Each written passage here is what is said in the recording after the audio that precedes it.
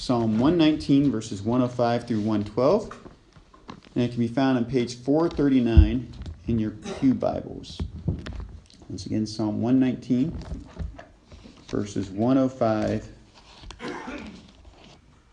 through 112. Your word is a lamp for my feet, a light on my path. I have taken an oath and confirmed it, that I will follow your righteous laws. I have suffered much. Preserve my life, Lord, according to your word. Accept, Lord, the willing praise of my mouth, and teach me your laws. Though I constantly take my life in my hands, I will not forget your law. The wicked have set a snare for me, but I have not strayed from your precepts. Your statutes are my heritage forever. They are the joy of my heart. My heart is set on keeping your decrees to the very end.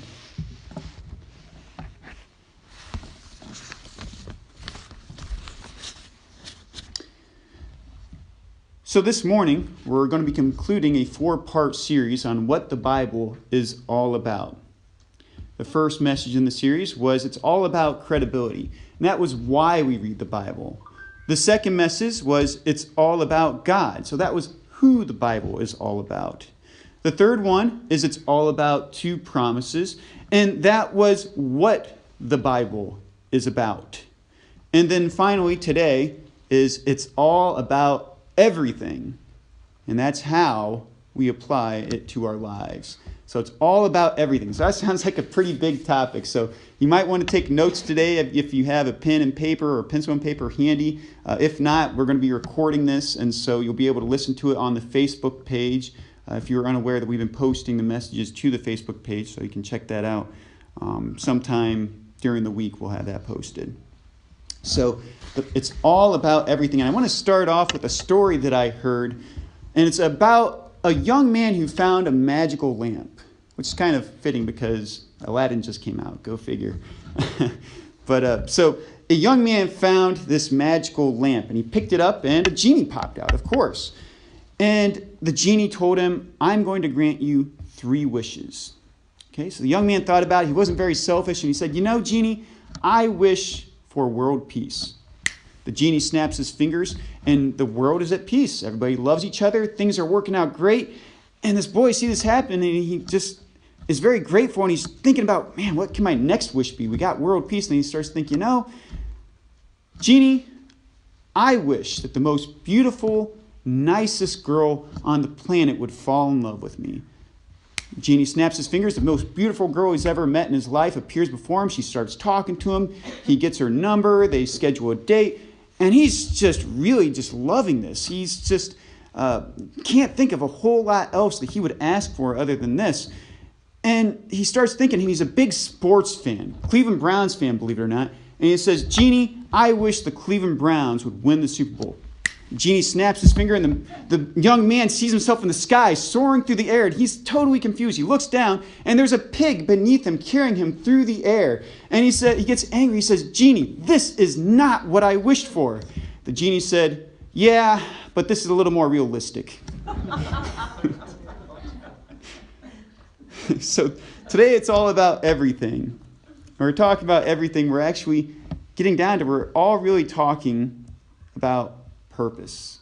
We're talking about purpose and what we need to be living our lives for things that matter. So I have 3 personal stories I want to start off with to kind of discuss. The first one is going to be about somebody who was seeking for purpose. The second one was somebody who knew their purpose and were pursuing their purpose. And the third one was about a young man who kind of had a wrong take on their purpose in life. Okay, so the first one was a young lady I met at Cleveland State University.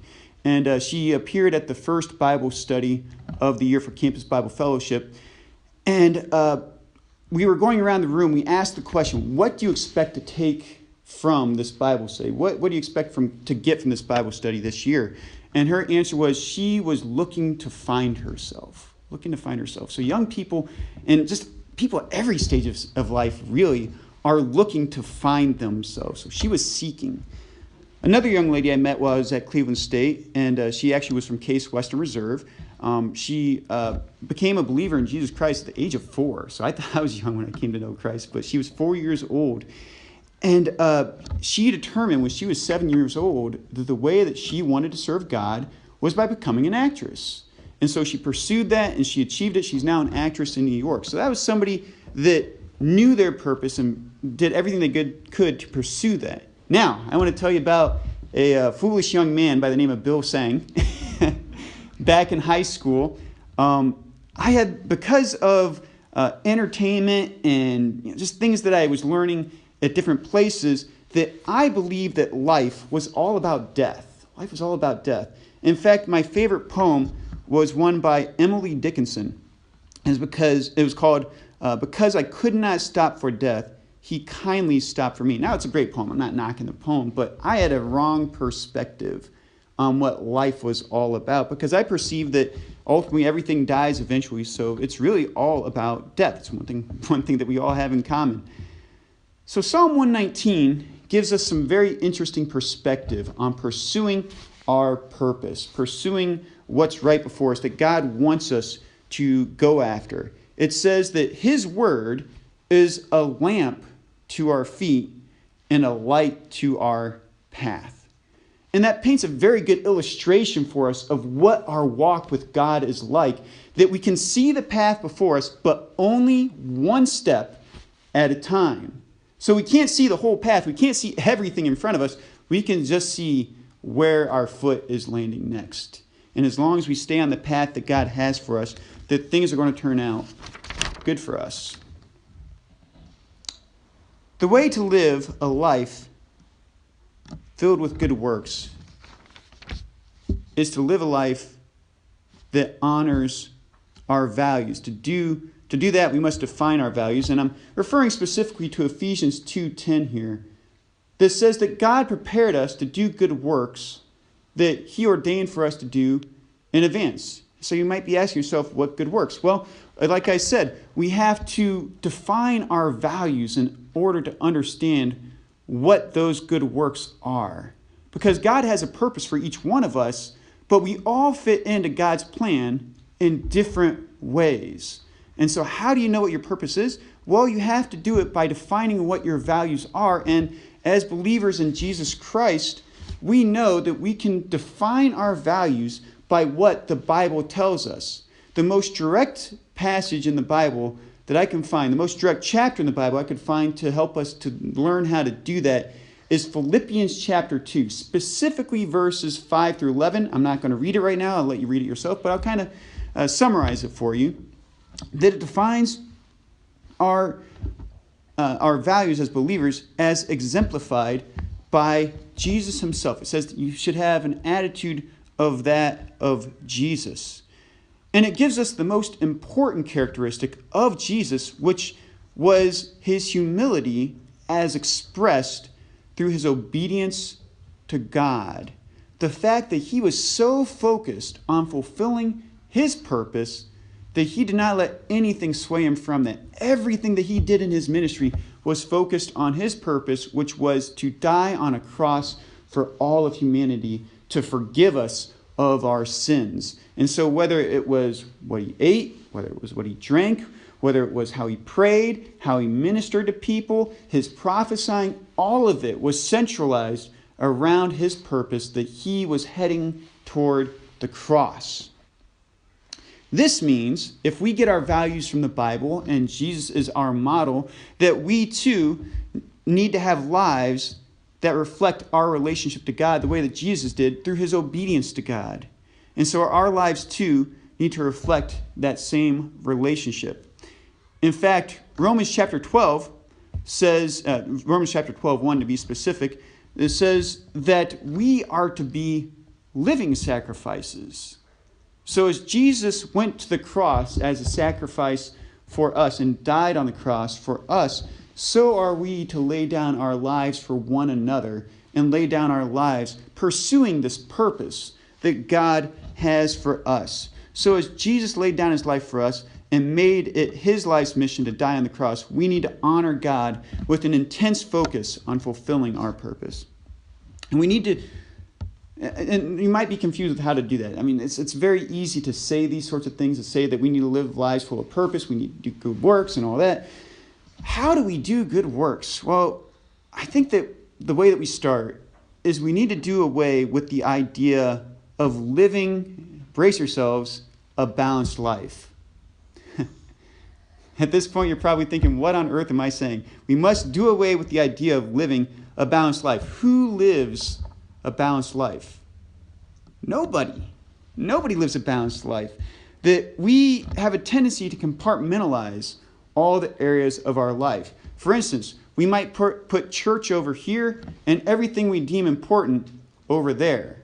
Well, that's not a good thing to do. What my job is, and what our intent is to instead my job is to equip you to be able to know how to take what you learn in here and to apply it, what you do out there, to all those other areas of your life. So instead of compartmentalizing things, we need to instead define the categories of our life and then find out how to harmonize them in fulfilling our ultimate purpose.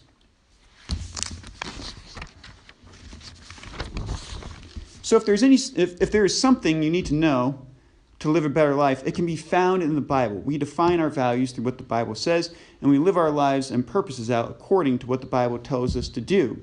So you might be confused when I say that instead of compartmentalizing, we need to be categorizing. Well, categorizing is simply putting everything is under the same heading, but we're just simply defining it specifically. Compartmentalizing instead of having everything in one filing cabinet, you have different filing cabinets, and the different compartments are the different filing cabinets, and they're all separate from one another. And so we need to, instead of compartmentalizing everything, to categorize our lives so that we know specifically what it is that we are pursuing. My wife and I, we took time actually to come up with 5 categories where we want to bring harmony into our lives so that we can pursue our goals and our purposes to honor God through our relationship to Him and bringing that to other people. Those would be faith, family, finances, fitness, and future. If you don't mind, I'm going to touch on those real quick to tell you how we can bring these areas of our life, these categories in our life, into harmony with one another and use them to honor God, to direct our lives to honoring God in all the things that we do. Now, the very first one is going to be somewhat obvious, but I want to challenge you a little bit, and that's faith. True faith, as we've talked about, we've talked about faith a couple times throughout the past couple weeks, that faith is belief in something we can't necessarily see. It's belief, it's trust, namely in God. But true faith is rooted in belief and results in action. James chapter 2:26 tells us this, that faith without works is no faith at all. So whatever you believe in, you ought to be prompted and compelled to take action based off of that, regardless of what the results are going to be, because you know that God has a greater purpose in you doing these things. The second one is family. Family. So we need to prioritize our family, and this gets really deep because, the way that we define family, I think that most immediately is the people who are closest to us, who've raised us. Maybe we raised them, or maybe we just grow up alongside them, that they're the people who are the closest to us, and that we need to prioritize those relationships above all others. Because again, remember that everything that we do should reflect our relationship to God. And if our immediate family reflects that relationship, do you put that relationship second to others? Kind of have a tendency to do that sometimes, that we think that I can get away with undermining my family for the sake of helping somebody else, and we don't put much thought toward what that kind of shows in respect to how we care about our family.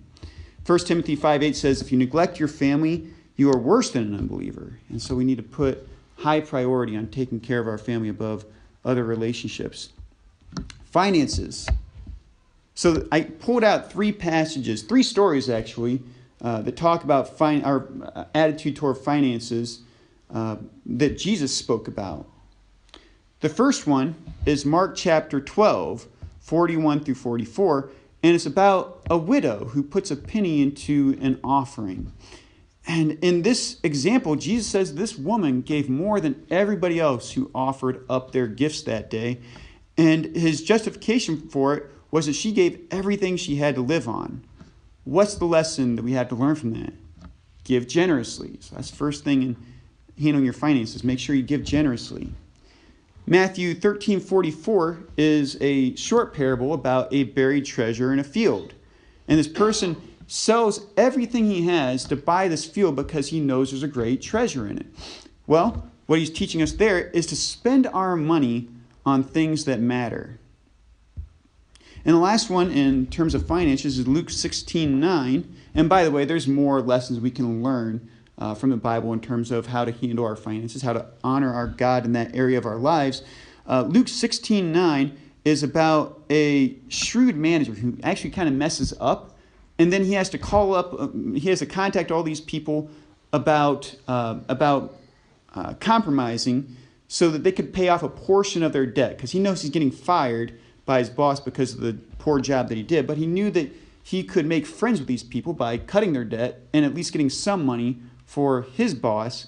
And Jesus' lesson to us in that, and this is kind of a cool one, is that we should use our money to make friends. So these are just a couple lessons that Jesus teaches about handling our finances and how our money can help us to reflect our character and our relationship to God. Fitness. This one's easy to miss inside of the Bible, but without going too far into it, 1 Corinthians 6:19 through 20 tells us that our bodies are God's temple. And so we ought not to abuse our bodies. We ought to take care of our bodies and honor our bodies so that we show the world that we respect what it is that God gave us. And then furthermore, 1 Thessalonians 4:11 actually encourages us to work with our hands as well. And so we see some idea of staying active too. And then finally, the last category that we have is future. And I just simply have a quote about managing our future and just lives in general. And it's from Zig Ziglar in his book, See You at the Top. And what he said is, "I don't know what tomorrow holds, but I know who holds tomorrow. So I approach it with confidence and thanksgiving. My Bible assures me that my past is forgiven and forgotten. That takes care of my past. Jesus Christ said, 'I have come that you might have life and have it more abundantly.'